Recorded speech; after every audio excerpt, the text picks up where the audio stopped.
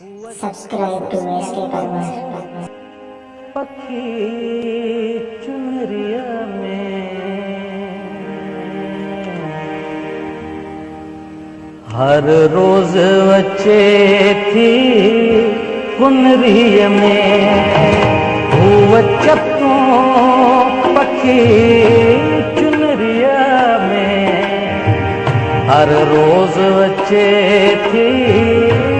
कुनरिया में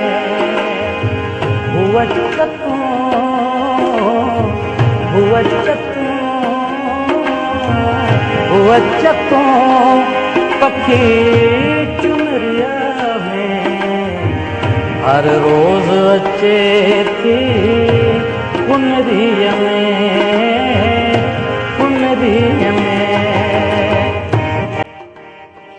Subscribe to SK Parmar.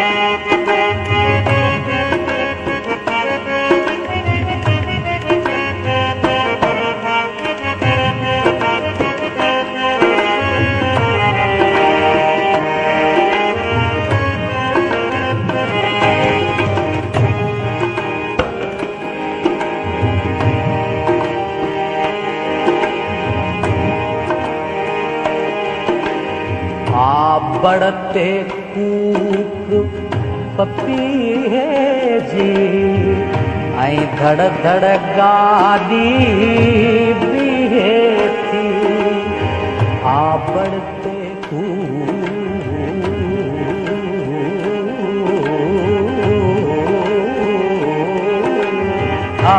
बढ़ते कूक पपी है जी आई धड़ धड़ गादी भी है थी गादीअ जे डबे मां ॼाण थी हू चोभन जे सपननि जी सथी जे भाई हुन खे भेट ॾियां जे भाई हुन खे भेट ॾियां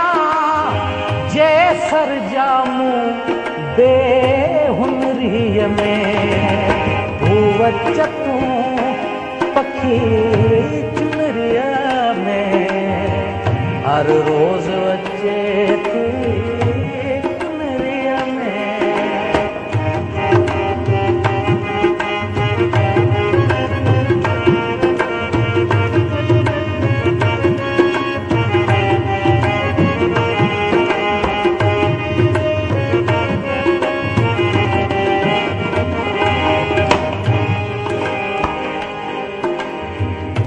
घट के झले पायल थी छुले अखड़ियों जे खणे तद भेद खुले कन किच किच पन सुफेदे जा आई तो सां गदब कहानिया जे भाई तो खे भेट ॾियां जे भाई तो भेट ॾियां जे सरजामू बेहुनरीअ में हू बच्चों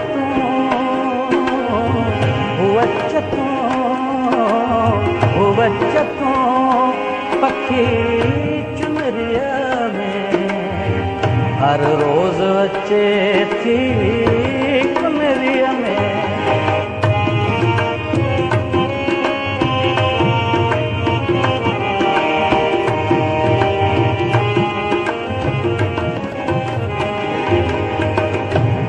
मान कहानियां जो नायक पर तुझी शोभ्या जो गायक ये थोड़ा बंद कविता जा एक शायर वट बियो हूंदो छा ये थोड़ा बंद कविता जा एक बाग़ीअ वट बियो हूंदो छा जे भाई तोखे भेट ॾियां भाई तोखे भेट ॾियां जे सर जामूं बेहुनरीअ में हर रोज़ तूं